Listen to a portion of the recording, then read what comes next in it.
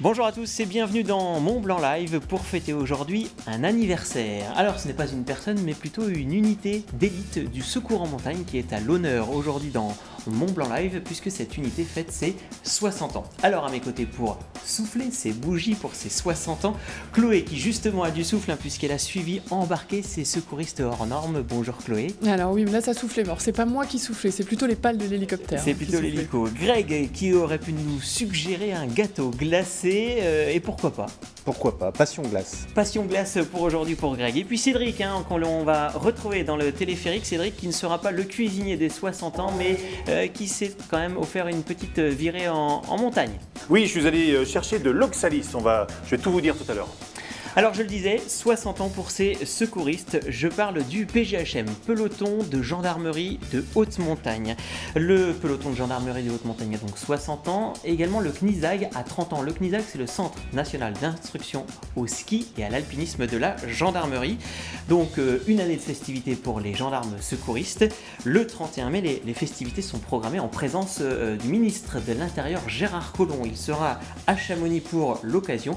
Alors notre invité est évidemment le patron du PGHM de Chamonix, le lieutenant-colonel Stéphane Bozon. Merci d'être présent sur le plateau. Merci à vous. Vous fêtez donc vos 60 ans, votre unité fête ses 60 ans.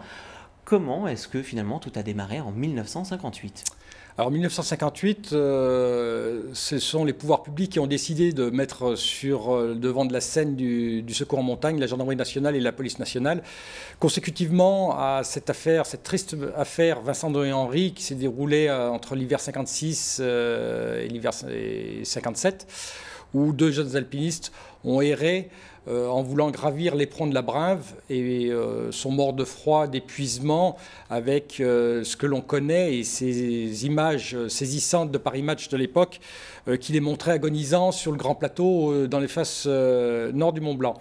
Ce drame, il faut se remettre dans le contexte. Le secours en montagne à Chamonix était distribué par un esprit de solidarité avec différents corps, les guides de haute montagne de la compagnie, l'école militaire de haute montagne, l'ENSA, et puis c'était un système de bénévolat, de désintéressement, mais qui manquait d'unité. Et ce drame, où justement il a fallu réunir des compétences, a montré un peu de la désorganisation, un manque d'unité de commandement. Et puis, en se remettant dans le contexte, il faut se rappeler des moyens de l'époque. Se rappeler que le secours en montagne ne procédait pas avec des hélicoptères comme on le fait aujourd'hui. Donc on était arrivé, ça a été le point d'orgue de l'essoufflement d'un système qui a prévalu à notre installation. Voilà un petit peu, voilà. Et je reviendrai aussi sur ces deux alpinistes. On était dans une pratique hivernale très peu vulgarisée. Au contraire de ce qui se pratique maintenant. Ces deux jeunes, eh bien, ils voulaient en découdre, ils voulaient montrer qu'ils étaient bons, qu'ils savaient rivaliser avec les guides et les grands noms de l'alpinisme. Donc, ils se sont retrouvés avec Walter Bonatti sur ce même éperon de la Brinva. Donc voilà, une conception de la montagne qui, pour beaucoup de guides, n'était pas le commun de tous les guides. Ils étaient partis pour Noël et pour le Nouvel An. Tout à fait, dans cette phase. Et ils ont essuyé le mauvais temps dès la première nuit. Alors du coup, le PGHM, 2 ans, 1 an et demi après, a été fondé en 1958. Tout à fait. Et donc cette année, vous fêtez vos 60 ans, début des festivités dès le 5 février dernier. Tout à fait. Le 5 février, nous avons inauguré la position d'une belle plaque en bronze à la mémoire de Vincent et Henri et de la création des PGHM. Donc ça a été le premier temps fort, avec une évocation historique des faits et des premiers pas du GSHM, puisqu'à l'époque il s'appelait GSHM, issu de la Brigade Blanche de Chamonix, ça on le sait un peu moins. C'était des gendarmes qui étaient déjà affectés à la Brigade territoriale de Chamonix, qu'on appelait Brigade Blanche. Et qui sont spécialisés. Alors on va en parler tout de suite en images. Eh bien tiens, un teaser de ces 60 ans du PGHM.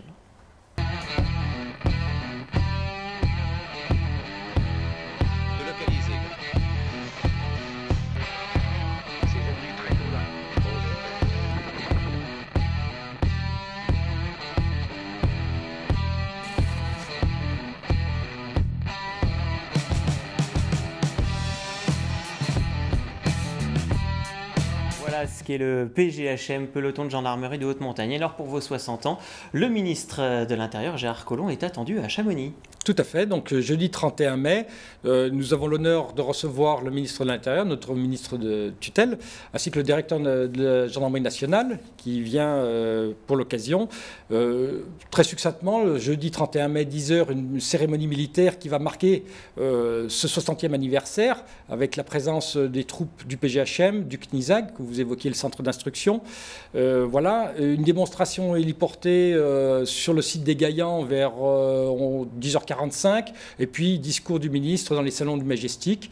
Bien évidemment, le public est invité à partager ce moment militaire sur la place du Mont-Blanc, ainsi que la démonstration sur le rocher des Gaillans. Et puis vous prévoyez quand même un autre moment pour le grand public, peut-être un peu plus festif, à l'image d'ailleurs ce que vous faites chaque année. Vous faites d'habitude des journées portes ouvertes. Chaque année, vous ouvrez votre base hélicoptère. Et bien là, vous allez un petit peu délocaliser ces journées portes ouvertes. Oui, alors bien évidemment, on s'était monté un programme. Vous avez parlé du 5 février, vous parlez de la journée du 31 mai, qui est pour nous la journée officielle de commémoration, et puis les journées, alors on ne les a pas appelées journées portes ouvertes, on les a appelées journées du secours en montagne. On n'a pas voulu faire ça en catimini à la DZ comme on le fait chaque année, on a voulu faire ça pour le grand public, vacanciers, chamoniards, et sur la place du Triangle d'Amitié face à la mairie de Chamonix. Donc vendredi soir, vendredi 15 juin au soir, on va lancer avec un film historique, un petit peu à l'image de votre rétrospective, pour lancer un débat sur le secours d'avant, le secours d'aujourd'hui, un débat dans les salons de Majestic, puis samedi 16 juin, ce sera la journée phare avec des stands sur la place du Triangle de l'Amitié, exposition de matériel et puis d'anciens hélicoptères, Alouette 2, Alouette 3. Il y aura un appel par un exercice d'hélitreuillage. Et puis l'après-midi, traditionnellement, nos belles démonstrations aériennes, nous les ferons sur le site de Plan Pral. La compagnie du Mont Blanc nous offre l'amabilité de pouvoir permettre au public de monter sur le site de Plan Pral et d'assister à ces démonstrations. En altitude à 2000 mètres. En altitude à 2000 mètres, voilà. Donc, programme de secours sur téléporté, sur paroi. Les hélicoptères seront posés. Les gens pourront discuter avec les secouristes, avec les pilotes mécaniciens. Voilà. Et puis, le dimanche, une cérémonie plus intimiste avec la poursuite des stands et des remises de médailles. Alors, ce retour justement en arrière et historique, et bien tiens, on va se plonger en 1977 avec ces images et justement un ancien hélicoptère utilisé par le PGHM.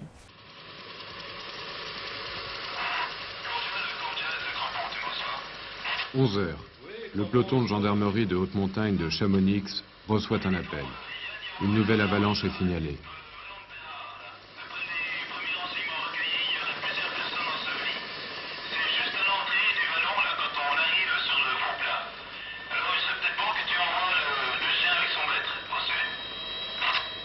Bien reçu, je vais déclencher les secours.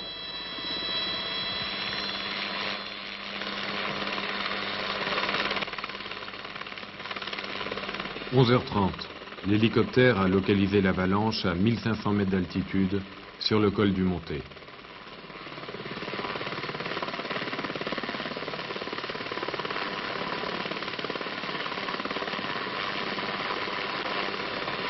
« 11h40. Le gendarme maître chien Yvon est largué avec Bogo, son berger allemand, par moins 12 degrés.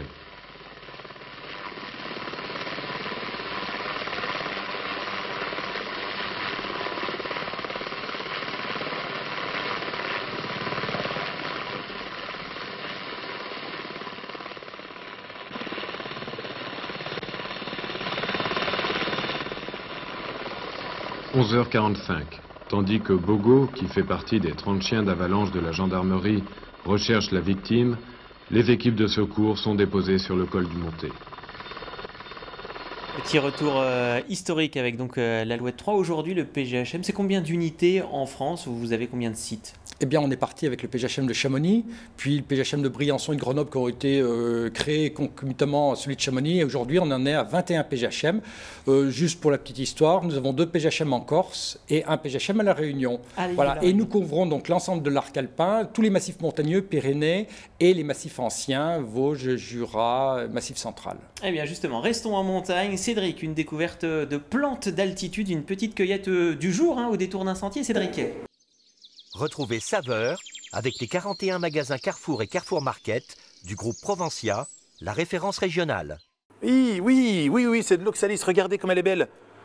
Elle est toute fraîche. Alors, ce qui est rigolo, c'est quand on la cueille, ces 3 petites feuilles se referment toutes seules. Voilà. Voyez, regardez.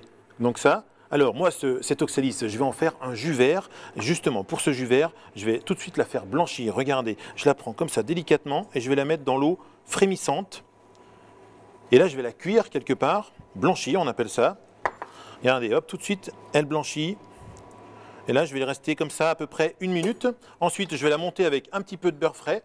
Entre-temps, je vais vous préparer une purée de carottes qui est déjà là, hein. On ne va pas tricher, elle est déjà là dans le siphon. Et puis, on va faire réchauffer un petit filet de truite. Et tout ça, on va le monter, on va le dresser et on va le déguster tout à l'heure.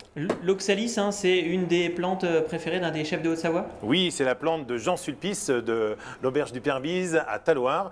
C'est vrai c'est sa plante fétiche puisque son restaurant d'avant s'appelait aussi l'oxalis et il aime bien la cuisiner, tout à fait. Ah, c'est vrai qu'on vous retrouve tout à l'heure. Alors revenons ici sur le plateau, lieutenant-colonel Boson. Alors que votre unité est en pleine activité, vous avez quand même accepté une caméra, notre caméra. Et donc Chloé a pu vous suivre sur un exercice. Alors j'ai eu la chance de passer toute une journée avec le PGHM de Chamonix. Pas de secours ce jour-là, mais j'ai eu la chance de participer à un exercice d'élitroyage. Super. Notre lézard, moi j'arriverai, je serai présenté avec les 2 longes, les 2 interfaces sur moi. Ouais.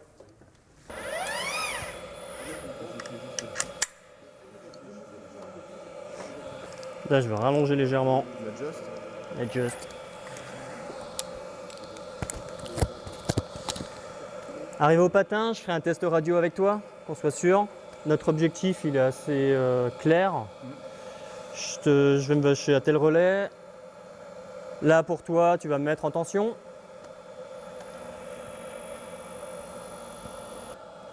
Je vais pouvoir sortir.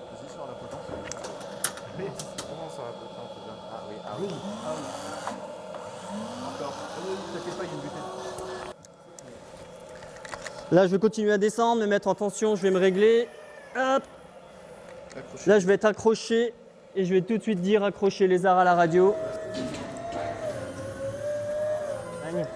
Le PGHM de Chamonix, avec la collaboration de Pietzel, a créé cette interface avec donc la queue du lézard, c'est la queue jaune qui, en cas de défaillance de l'hélicoptère ou aérologique, quand il y a un arrachement qui se laisse comporter à l'usure, donc c'était aux alentours de 2014, donc ça fait à peu près 3 ans et demi qu'on l'a en test. Et on l'a utilisé en test pendant 1 an. Et ensuite, ça s'est avéré super efficace. Tout le monde était assez unanime sur la chose. Donc ça fait maintenant un peu plus de 2 ans qu'on l'utilise en opérationnel.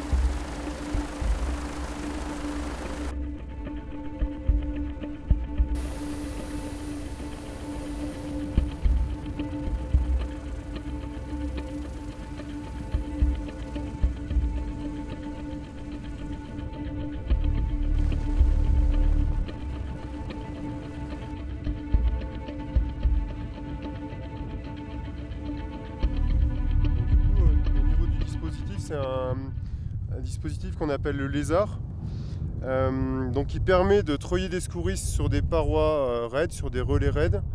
Et en cas de problème dû à l'aérologie ou un incident divers, c'est que l'hélicoptère va pouvoir dégager le secouriste en toute sécurité du relais.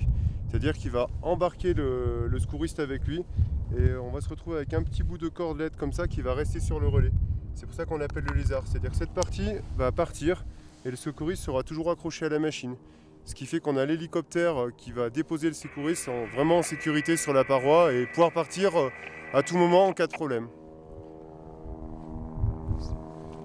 C'est la grosse différence d'une longe, on va dire classique, qui elle, s'il y a un problème, l'hélicoptère doit partir, on ne peut pas enlever le mousqueton. Donc là l'idée c'est vraiment que le dispositif va larguer la cordelette et donc permettre à tout le monde de repartir en sécurité et d'éviter un crash d'hélico par exemple. Voilà.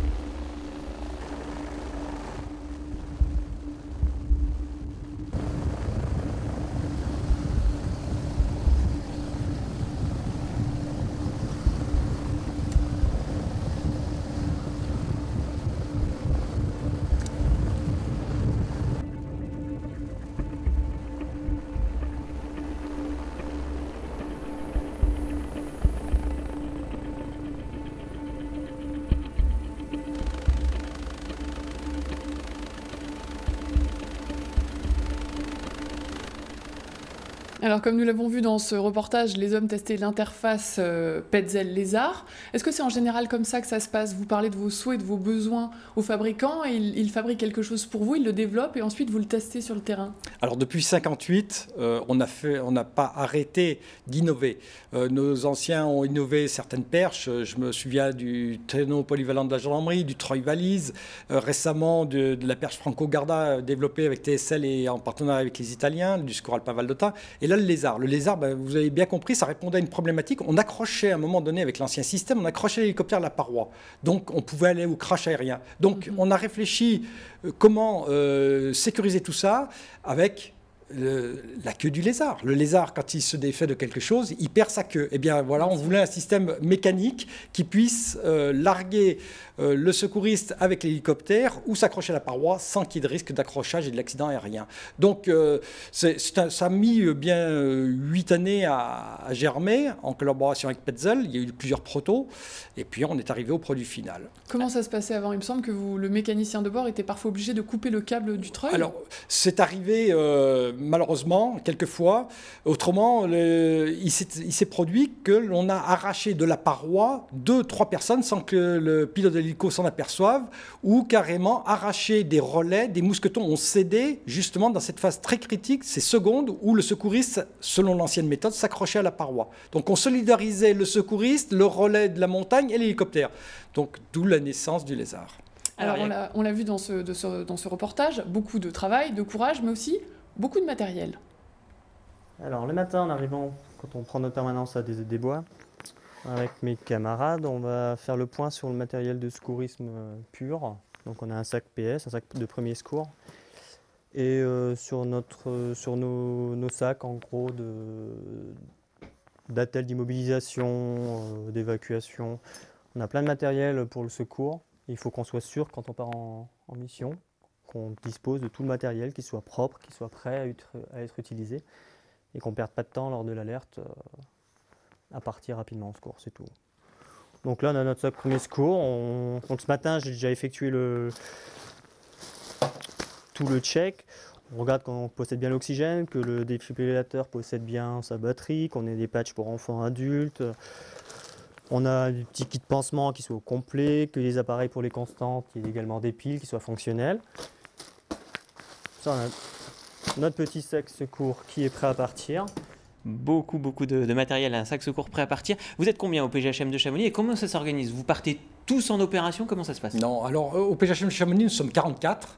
Il y a en gros 38 secouristes, officiers compris, puisque j'ai quand même un staff administratif. Et une journée, elle se décompose de la manière suivante. Il faut 3 personnes au sein du PGHM à la base administrative rue de la Mollard pour coordonner, prendre les alertes et coordonner tous les secours. Donc ils sont 3. Nous fonctionnons avec 4 premiers marchés, 2 du matin, 2 de l'après-midi, qui peuvent se renforcer mutuellement. Donc ça, c'est les 4 secouristes qui au sifflet, journellement, pour 24 heures, au coup de sifflet partent. Ils sont renforcés par 2, dans le jargon gendarmerie, on appelle ça des premiers marchés. Alors ils marchent en hélicoptère, ils marchent à pied, ils marchent à ski, en 4x4, voilà. Et puis les seconds à marcher qui viennent renforcer ces premières équipes de 4 premiers à marcher. On appelle ça les seconds à marcher.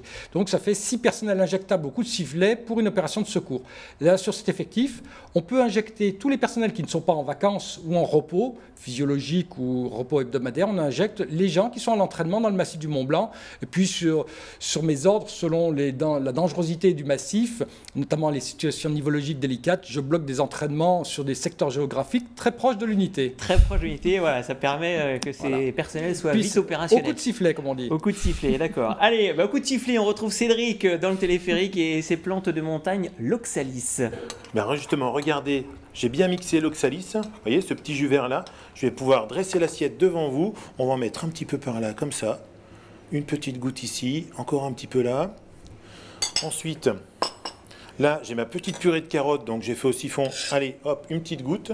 Et maintenant, je vais pouvoir ajouter 2-3 petites feuilles d'oxalis sur mon filet de truite qui vient d'être poêlé, juste chaud. Comme ça, je finis le dressage et j'arrive tout à l'heure pour la dégustation. C'était Saveur avec les 41 magasins Carrefour et Carrefour Market du groupe Provencia, la référence régionale. Allez, en attendant, Cédric, on revient avec vous, lieutenant-colonel Boson. Le temps de formation pour intégrer le PGHM, en combien de temps on devient secouriste chez vous? Je dirais il faut 8 années. Il faut 8 années. C'est lourd. Oui, c'est lourd. L'élitisme. L'élitisme, on prend dans nos rangs des gens qui ont le potentiel d'aspirants guides, de guides de haute montagne. Donc il y a tout un parcours initiatique, de formation, qui part de la détection de jeunes gendarmes en escadron de gendarmerie mobile ou en brigade territoriale, qui doivent d'abord subir le cycle de formation gendarmerie qui se concrétise par le diplôme de qualification technique de la gendarmerie, le DQTM, diplôme de qualification technique montagne. Puis, en fonction de ces résultats de ce stage, donc ce stage est ouvert à toute la gendarmerie nationale de montagne, eh bien, il y a une batterie de sélection organisée par le CNISAG où on passe à la moulinette le candidat au PGHM sur des épreuves de niveau aspirant guide. Et au bout de 8 ans, il en reste combien? 5, 6 personnes, 8 personnes? En fait, c'est une question de gestion, puisqu'il faut remplacer poste par poste les départs à la retraite. Voilà, donc c'est 8-10 postes par an maximum, sur un volume de 20 candidats volontaires chaque année. Et puis après, on rentre dans le cycle de formation au brevet de spécialiste montagne, alors là, qui s'étale sur 2 années maintenant, avec un volet estival d'alpinisme, un volet hivernal d'alpinisme, un volet secours en montagne, un volet judiciaire, un volet secourisme. Donc les gendarmes, oui, ils sortent équipés secouristes avec tout le bagage technique pour être opérationnels dès leur affectation. Et alors au-delà de ça, certains de vos hommes sont encore très très forts. Ils sont des références dans leur domaine, en alpinisme, en glace. Et bien justement, Greg est allé rencontrer l'un de vos hommes. Et oui, parce que quand on pense au peloton de gendarmerie de haute montagne, effectivement, on pense technique, on pense matériel, on a vu ça. Mais il y a aussi des esthètes au sein de votre peloton. Alors, Jeff Mercier fait partie du PGHM depuis 20 ans maintenant. Il a commencé, figurez-vous, dans le décolletage industriel. On est dans la vallée de l'Arve, avant de devenir guide de haute montagne. Et puis, sa passion, à lui, eh bien, c'est la glace. Eh bien, la glace le lui rend bien. Regardez.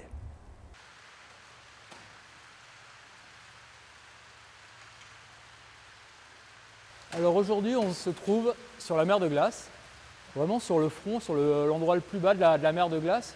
Et on est dans un ancien boyau, ces anciennes grottes de glace là, qui sont visitées par les touristes, qui sont creusées par les grottus. Et là, on est dans un ancien boyau qui est, on peut dire, désaffecté. Et la curiosité cette année, c'est ce boyau là qui est devant moi.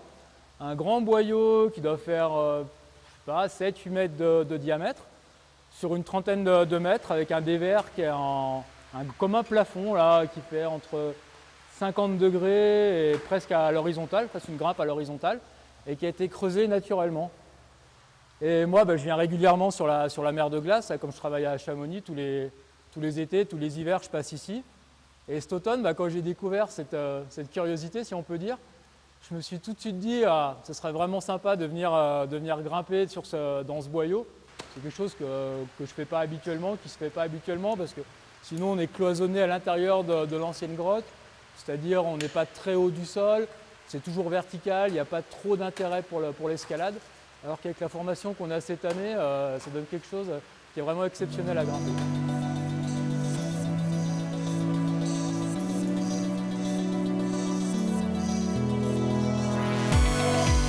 Alors la différence qu'on a avec l'escalade sur glace, c'est déjà la qualité du support. En escalade sur glace, ça se forme naturellement, les cascades se forment par ruissellement de ruisseaux, de cascades. Donc c'est un mélange d'eau gelée et d'air. Alors qu'ici, comme on est dans le bas du glacier, c'est vraiment de la glace hyper dure. Il n'y a pas du tout d'air à l'intérieur. Donc c'est de la glace qui est très difficile à travailler, ou même avec les piolets, c'est compliqué d'ancrer tellement la glace est difficile. Et le problème, en fait, là, il est accentué par le fait qu'on grimpe dans un plafond quasiment à l'horizontale. Alors on peut pas taper, parce qu'avec les angles que prennent les piolets au fur et à mesure des mouvements, ça casserait systématiquement la glace. Donc là, on est dans une différence qui est vraiment flagrante avec la cascade de glace, c'est-à-dire qu'on crée la voie artificiellement, c'est-à-dire je prends une perceuse avec une mèche et je fais les trous. C'est moi qui crée les mouvements de ma voie. Et ça fait partie aussi des richesses de ce petit moment-là qu'on est en train de vivre ensemble. C'est que je ne vais pas dire que c'est une œuvre d'art, mais en tout cas, c'est une création toute personnelle. Parce que c'est moi qui choisis la ligne. Quand j'arrive le matin, je regarde un peu l'itinéraire, je regarde les formations, les petites facettes qui ont pris la glace au fur et à mesure de la fonte et du ruissellement.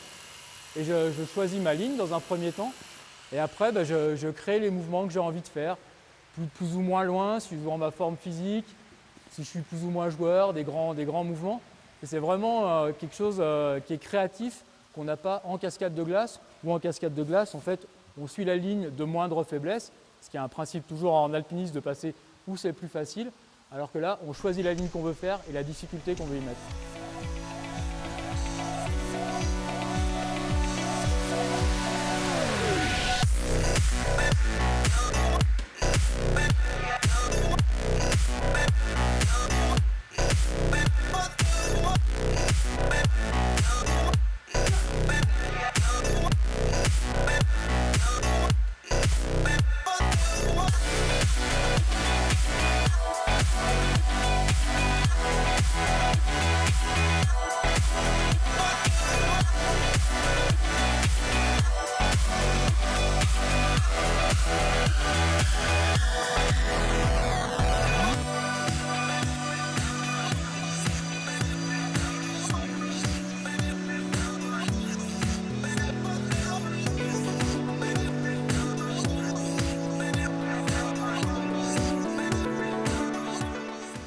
Voilà, et Jeff Mercier qui va être muté en Corse cet été. Tout à fait. Voilà, donc après 20 ans passé à Chamonix.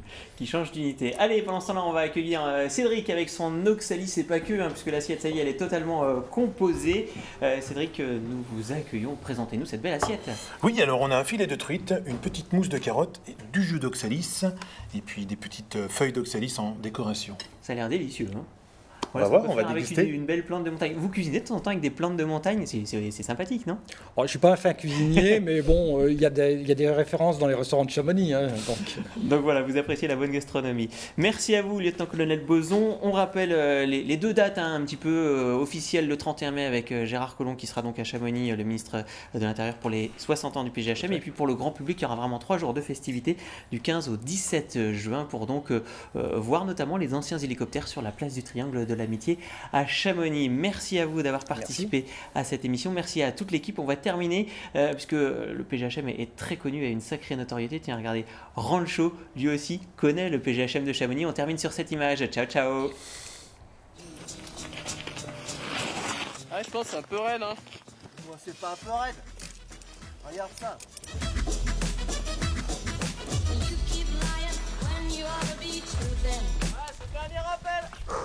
Oh, je suis pas bien, j'ai faim. Faut que j'appelle le PGHM. Ouais, t'as raison, on a que ça à foutre, blaireau, là.